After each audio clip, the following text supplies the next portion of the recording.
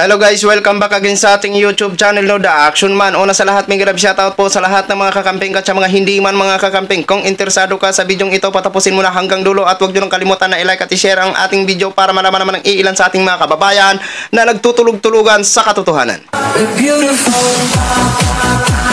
So muli naman nagbabalik ang nag-iisa nyong host na si The Action Man para magbigay ng komentaryo at reaction sa mga mainit ng issue ng bayan. So ito ha mga ka-action, mga kakamping, no, may gusto lang tayong pag-usapan, konti lang po. Tungkol po ito sa update ng kaso ni retired General Macanas na siya nga po ay sinampahan ng kaso ng cyber libel ni PNP Chief Acorda ho, mga ka-action.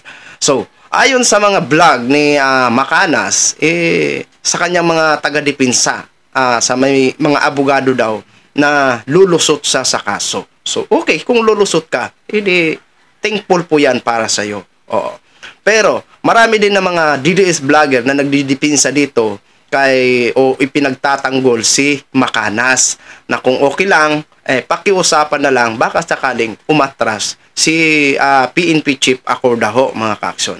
Eto, may napanood po ako na isang latest update regarding kay PNP Chief Acorda na hindi niya babawiin ang kaso laban dito kay retired General Macanas. Hindi siya aatras. Para lubos po natin maunawaan mga ka-action, mga kakampeng, at bago tayong magtuloy-tuloy sa ating komentaryo, panuorin na po natin ang nasabing video. Hindi na magbabago pa ang isip ng hepe ng pambansang pulisya na si General Benjamin Acorda Jr. kaugnay sa inihain nitong kaso laban sa vlogger na dating Army General. Narito ang balita ni Paul Montebuan. Sa kanyang pagharap sa media sa Campo Crame, araw ng Huwebes, iginiit ni PNP Chief Police General Benjamin Acorda Jr. na hindi niya babawiin ang isinampang kaso laban kay dating Army General Johnny Macanas.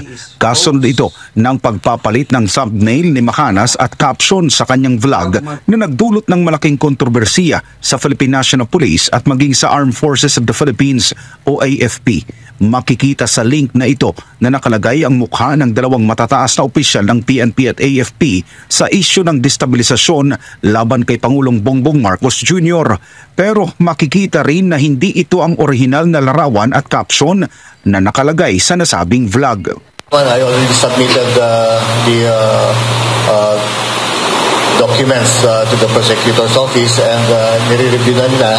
I leave it to the prosecutor's office and to the court kung whatever will be decision, kung ano makita, kung talagang may crime committed.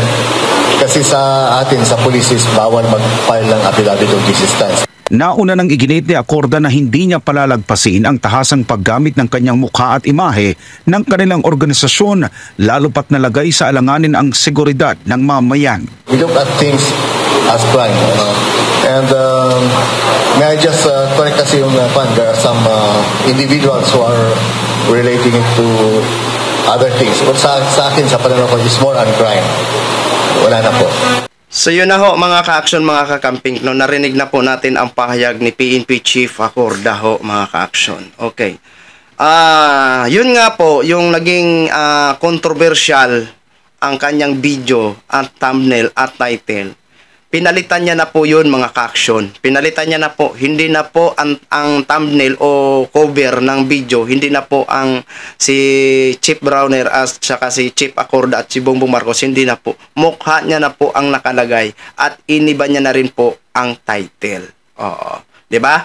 Sabi ng reporter, kapansin-pansin na hindi na itong original na larawan at caption ng kanyang video.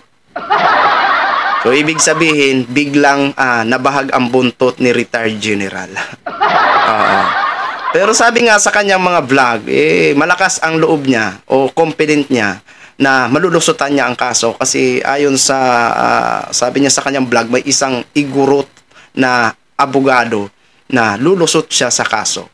Kung lulusot man, walang problema po. Mas maganda po kung lulusot ka. Oo. Pero kailangan mo harapin yan doon sa ano. Harap ka po talaga sa ayaw at sa gusto mo para hindi na maging mahaba. Oo, harapin mo na lang. Kung lulusot man, congratulations sa iyo, no? So, paano yan? Hindi aatras si PNP Chief Acorda, so wala ho tayong magagawa, no? Kaya ito po ang sinasabi natin na kunting ingat po.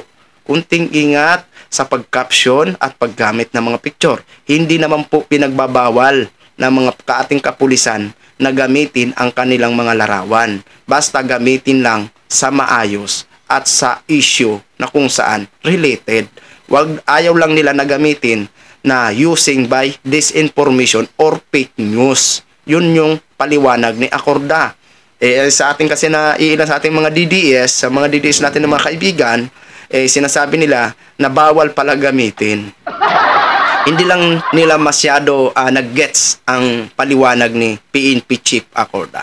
Pero once again, good luck po sa inyo, Retired General Macanas, no? Sana malusutan nyo din po ito. Pero kung hindi, ay wala ho tayong magagawa at pananagutan nyo po ito. So yun lang ho, mga ka-action, mga kakampeng login, share ko lang ho sa inyo. Maraming salamat po sa ating mga viewers, Luzon, Visayas, South Mindanao, all over the world. Ako po ang inyong lingkod, si The Action Man. Good morning, everyone.